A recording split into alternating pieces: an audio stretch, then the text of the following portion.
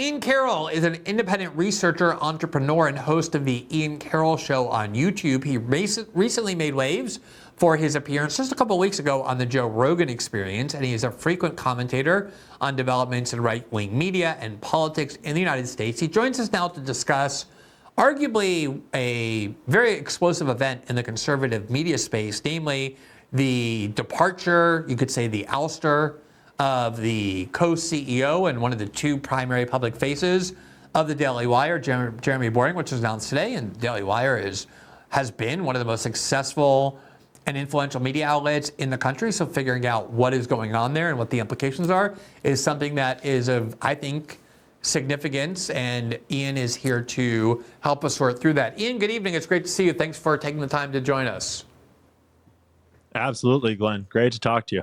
Yeah, so I want to begin by asking, before we get into the specifics, I try when I can to go into the chat of my show before the show begins and whenever I have a few minutes beforehand. And there was several people asking, why should we care about what's happening at the Daily Wire? It seems like it's just sort of media gossip. Like, why is it of significance? As I just said, I think it is. Why is it to you significant to know what's going on there? I completely agree, and it's a great place to start because the difference between gossip and important news that shapes our information space is a fine line often. And the way it's reported on, the way the details get spread and elaborated on can really flip the script from important news that affects how we're all receiving our information about the world versus just people bickering and fighting about personal differences. And the Brett Cooper ouster and the way that got covered was a great example of one event that, though it had significant effect on the media landscape, especially for Gen Z that look up to her, a lot of people started reporting on it in ways that were just about salacious, ideas and getting views and clicks. But the Daily Wire in general is one of the most prominent independent right-wing news organizations at this point. And as media transitions from the mainstream model of the past to this more decentralized independent model of the future, I think it's really important that we carefully examine how the biggest fish in the pond are being built, how they're being run, and how that's affecting our news today. Yeah, I also think it has a lot to say about some of the divisions on the American right with regard to a lot of the issues and ideologies for which the Daily Wire has long stood. But before we get into that, I do think it's always interesting, this idea of independent media. Usually independent media means, someone just sort of starts a show with no backing, no help, and they find an audience and their platform grows. In the case of the Daily Wire, they did start with something like close to $5 million in seed funds and investment from extremely wealthy people so they had quite a big boost. But at the same time, I remember I did this interview with New York Magazine about a year ago now. It was sort of like the 50 influential voices of the media or whatever, and they interviewed 50 people, one of whom was me, and a lot of it was about independent media, and they said, who do you think is the most impressive example of success in independent media, or who's had the best year? And in both questions I said, the Daily Wire. I mean, they were really a juggernaut. Everything they were touching seemed extremely successful. They had those two films by Matt Walsh, Am I a Racist? And What is a Woman? That, did very well for a non-studio film. They had Candace Owens and Ben Shapiro and Matt Walsh and Jordan Peterson, some of the most popular podcasts in the country. They were really skyrocketing in value. And I know a lot of your reporting, talking to a lot of people who were at the Daily Wire, who are at the Daily Wire, who are very dissatisfied, suggests that, and I've been hearing this for quite some time from very reliable sources, this has all kind of come crumbling down, this financial prosperity, this financial growth. What is it that you know about that? The finances sound like they're right at the heart of it. And it doesn't sound to me, from all the sources that I'm getting information from inside and around the Daily Wire, it doesn't sound like I think a lot of people try to speculate that the Daily Wire is funded by Israel or something. And I don't have any sources that are telling me that. As far as I can tell, the finances are not looking great right now. But it's not that the Daily Wire is built necessarily on some giant Ponzi scheme, as much as that Jeremy Boring's leadership style has been problematic from the start. And what I'm hearing is that Jeremy Boring's obsession with fame and with producing Hollywood films put an inordinate amount of stress on what should have been a perfectly floatable company, and instead tried to turn it into way more than it could handle way too soon. And it sounds like the Daily Wire started to break under the weight of trying to become a movie studio. And the financial struggles sound like they go back well through 2024 and maybe even into 2023. But now we're getting word of things like credit cards being canceled and contracts trying to be renegotiated to leech a little extra money out of things. And it sounds like it has gotten to the point where it is on the brink of collapse. And I think that the ousting of Jeremy Boring, as far as for the survival of the Daily Wire, it could not have come too soon at this point. Yeah, and just by the way, for the audience, in just a few minutes, we're going to move our discussion to the Locals platform for our members only, and then we'll publish this at some point just because of time constraints. But I wanted, before we do that, before we move there, I just want to give the audience a warning. I wanted to ask you about the more ideological aspect of the Daily Wire. It's so interesting to me because Ben Shapiro has really sort of been a chameleon when it comes to political identity. He was a fanatical never Trump voice. People have forgotten this. In the 2016 election, he hated Trump. He wanted anybody other than Trump. He then kind of understood that there's no way you could be a Trump skeptic, let alone a Trump opponent, and thrive in right-wing media, because right-wing media, essentially conservative by definition, are highly supportive of Trump. And so he got on board quickly, is now a Trump lover. But what Ben Shapiro really has always stood for, I think more than anything else, like his real issue, his real passion, is support for a foreign country, which is Israel, which is a rather odd posture to claim leadership as he does, or as people try and claim him as, for a movement that describes itself as America First, that says we need to keep our money here at home for our citizens and not send it to foreign countries. But I think the reason why that got ignored is because Israel has not really been on the front burner for a lot of years. You probably have to go back to the Obama years in 2014 when Israel really last bombed the shit out of Gaza. I mean, they're always bombing Gaza, every year, but that was the last time there was a major bombing attempt. So you have millions of people who, for the first time after October 7th, got a good look at what Israel really is, at the way in which they rely on the U.S. funding them, financing them, paying for the military, paying for the wars, arming their wars, isolating themselves. I know that when we had to talk about it a lot, it divided some of our audience, it polarized some of our audience. A lot of our audience was very pro-Israel, but because it wasn't really on the top of the agenda, it didn't really affect things, but it definitely affected our audience once we started talking about it a lot, and it definitely affected the Daily Wires, particularly because it led to the ouster of Candace Owens, who was very off-key, to put it mildly, when it came to the Israeli war in Gaza. So what do you think has happened now that Israel is so much at the forefront of the agenda to the Daily Wire's credibility and kind of the America First and MAGA movement, and just to the general audience that is getting a good look at what they really are? I mean, you really put you just kind of cut the issue with a knife precisely. And it's bigger than the Daily Wire too, is that it's really exposed a divide that we didn't really notice existed in our entire nation, especially on the right. And the right, it's particularly poignant because the right is captured by this concept of America First right now, as I think it should be. And when your primary angle is shilling for a foreign country and trying to explain how that is America First, you're inevitably just word salading and trying to play mind games with your audience. And after October 7th, and after people started to watch how Candace Owens was reporting it, how people like you report on it, versus how someone like Ben Shapiro reports on it, it started to get more and more obvious, and that rift started to get wider and wider.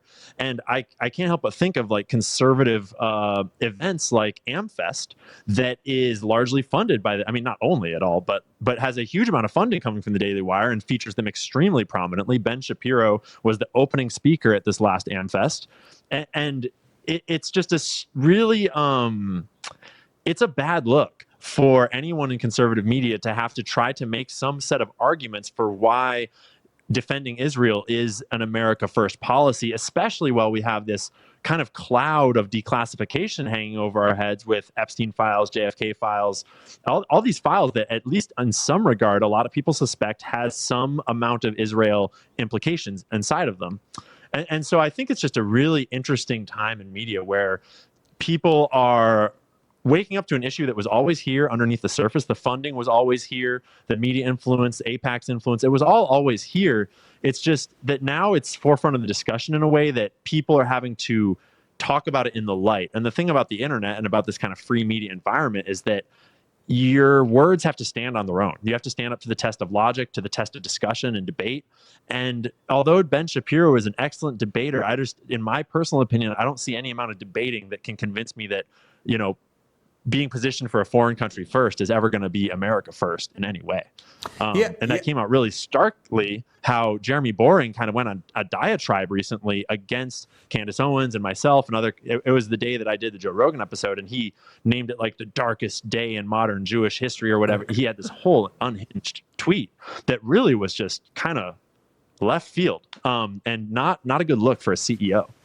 Yeah, I mean, the fact that his darkest day is not like 9/11 or, the destruction of Gaza or anything else. It's the fact that people who are critical of Israel get to be heard sort of gives away the game of what the Daily Wire really is. All right, just because of time constraints, we're going to move this discussion. I have a lot more questions for you, Ian, so if you just bear with us.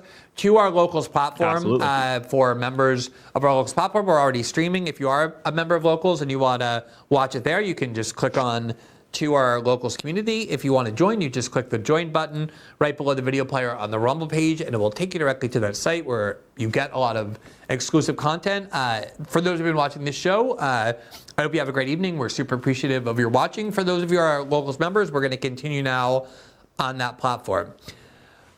All right, for me, Ian, I think the whole facade of what the Daily Wire is started to crumble when Candace Owens was forced out, because in addition to waving the Israel banner or flag, the main thing that Ben Shapiro has always done as well is kind of depict himself as this champion of free speech and free discourse, and nobody should be canceled. I mean, that's one of the bedrocks on which Ben Shapiro's brand has been built. And then here you have, shortly after October 7th, just a couple months after, one voice at the Daily Wire who's really vocal and outspoken about this war, and she's being very careful about it. She's just saying things like, I don't think it's good to blow up children and babies, and she doesn't even mention Israel half the time, and they go ballistic. They started fighting in public. And then very shortly after, she's gone. And it's so obvious that the primary pretext for her being forced out is Israel. So I want to get your sense for how significant you think that event was for kind of really starting to erode the credibility of the Daily Wire in the eyes of a lot of people who hadn't previously questioned it before. I mean, again, you're getting right down to the heart of the issue. It's not just the America First issue, it's the free speech issue, which is the First Amendment for a reason.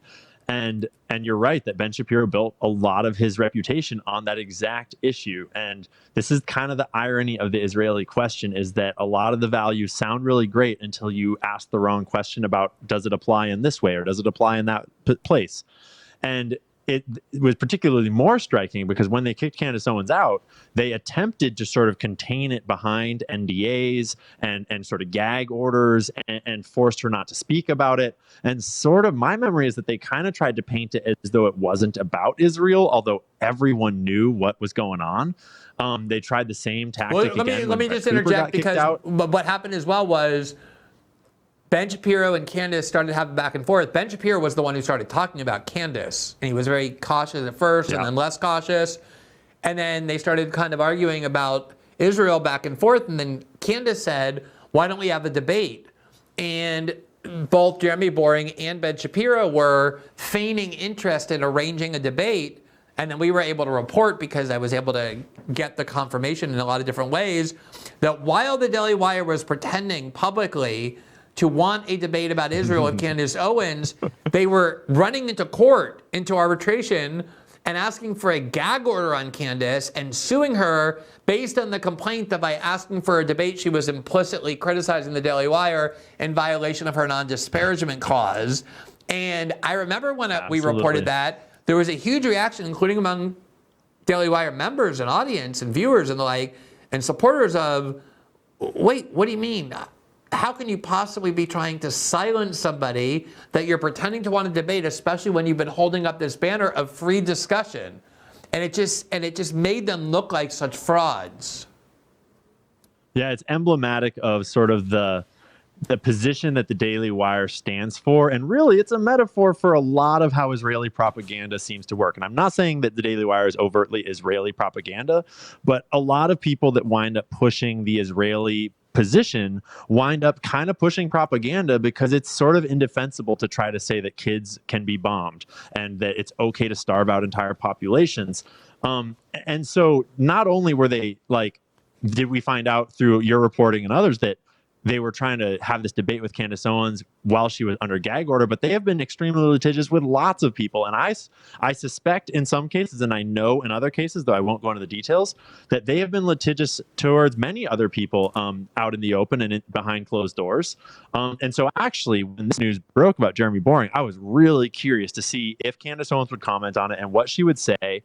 And she was very cautious and very careful. And so I suspect maybe she's still under some sort of non-disparagement clause, but I don't know.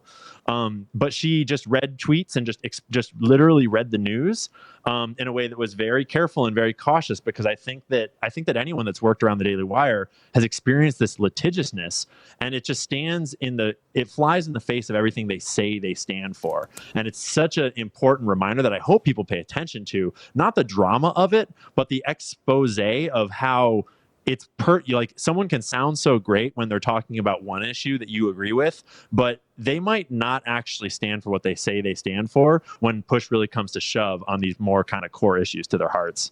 Right. And I think, non-disclosure agreements, when I was, a lawyer, I saw a lot of those. I wrote contracts and negotiated ones that had those. They're not uncommon, especially for well-paid or particularly like for people who have a particularly important role in a company. But typically what they're about is when you leave, you're not allowed to disclose our secrets. You can't talk about our finances. You can't, talk about our internal operations. It's never been understood as a way to silence people from criticizing your politics, especially for a media outlet that says that they stand for these ideals of free discourse. And I agree with you completely. I do think it's emblematic exactly of Israeli politics and the idea of Israel supporters feeling like they're losing the battle of public opinion, and that's why they have to go after the sources where Israel criticism is permitted, whether it's banning TikTok based on the explicit admission that they were doing so because there was too much Israel criticism, or now trying to target people at college who have been protesting against Israel or the U.S. funding of Israel. Thanks for watching this clip from System Update, our live show that airs every Monday through Friday at 7 p.m. Eastern exclusively on Rumble. You can catch the full nightly shows live or view the backlog of episodes for free on our Rumble page. You can also find full episodes the morning after they air across all major podcasting platforms, including Spotify and Apple. All the information you need is linked below. We hope to see you there.